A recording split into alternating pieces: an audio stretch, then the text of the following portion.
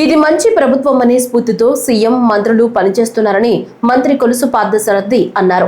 విజయవాడలో meet the press కార్యక్రమంలో ఆయన మాట్లాడుతూ సమస్యలను ఎప్పటికప్పుడు పరిష్కరించేలా చర్యలు తీసుకుంటున్నామని చెప్పారు. టెక్నాలజీ సహకారంతో రాష్ట్రాన్ని అభివృద్ధి చేయడంలో ముందుంటున్నామన్నారు. నేడు ప్రభుత్వంలో అందే సంక్షేమం కొత్త చరిత్రను తిరగరాస్తోందని, గతంలో ఏ ప్రభుత్వాలు ఇవ్వని స్థాయి సంక్షేమాన్ని నేడు ప్రజలు అందుకుంటున్నారని మంత్రి చెప్పారు. ప్రభుత్వం వచ్చాక రాష్ట్రంలో అభివృద్ధి పరుగులు పెడుతుందని మంత్రి చెప్పుకొచ్చారు.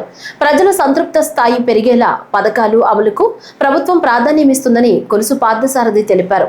5 ఏళ్లలో 20 లక్షల ఉద్యోగాలను సృష్టించడమే లక్ష్యంగా సర్కారు పనిచేస్తోందని మంత్రి చెప్పారు. దానిలో భాగంగానే ఏడాదికి 5 లక్షల ఉద్యోగాలు సృష్టించాలనే లక్ష్యంతో ప్రాజెక్ట్ 5.00 లక్షలు అనే కార్యాచరణను రూపొందించిందన్నారు.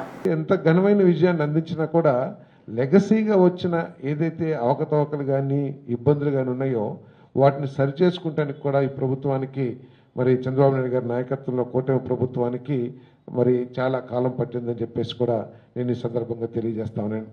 మరి ఈ ప్రభుత్వం యొక్క ముఖ్యమైన లక్ష్యాలు ఏంటంటే సూపర్ 6 ఏదైతే చెప్పారో సంక్షేమ కార్యక్రమాలు, ఆ సంక్షేమ కార్యక్రమాలని అమలు చేయటం, ప్రజలకి అందించడం చాలా బాధ్యతతో, అదేవిధంగా 20 లక్షల ఉద్యోగాలు కల్పించటం, రైతులకి మేలు చేసే కార్యక్రమాలు చేయటం, రైతులకి గిట్టుబాటు ధరలు అందే విధంగా చర్యలు తీసుకోవటం, మరి అదేవిధంగా రాష్ట్రాన్ని పారిశ్రామికంగా లేతే పెట్టుబడుల ద్వారా అభివృద్ధి చేసి ఆదాయాన్ని పెంచుకుంటాం అనే లక్ష్యాలతో ఈ ప్రభుత్వం పనిచేస్తుందని చెప్పేసి మనం చేస్తాను. రాష్ట్రం ఆర్థిక పరిస్థితి ఎంత ఘోరంగా ఉన్నా కూడా మరి ఏదైతే సూపర్ 6లో చెప్పారో వాటిలో చాలా వరకు అమలు చేయటం జరిగిందని చెప్పేసి మనం చేస్తాను.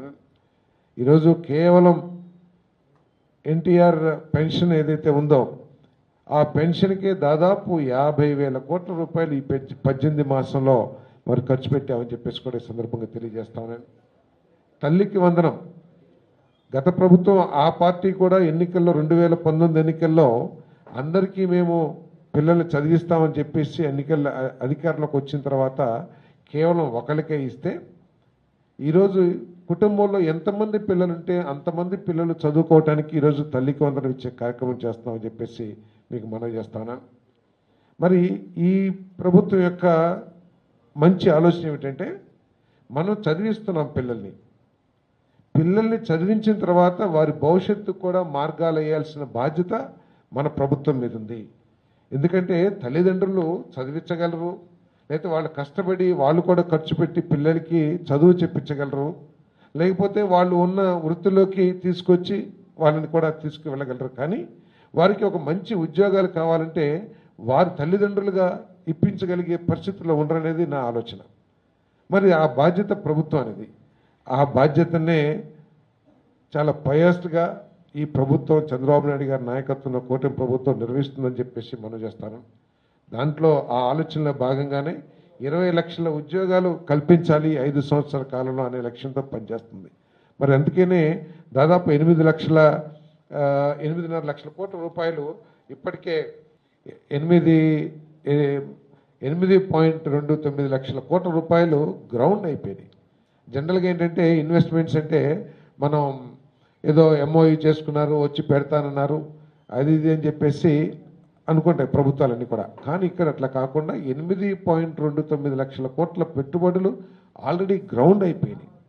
మరో 13.5 లక్షల కోట్ల రూపాయలకి మరి ఎంఓయూస్ ఇటీవల జరిగిన పార్ట్నర్షిప్ సమ్మిట్లో మరి సంతకాలు కూడా చేశారని చెప్పేసి మనం చేస్తాను.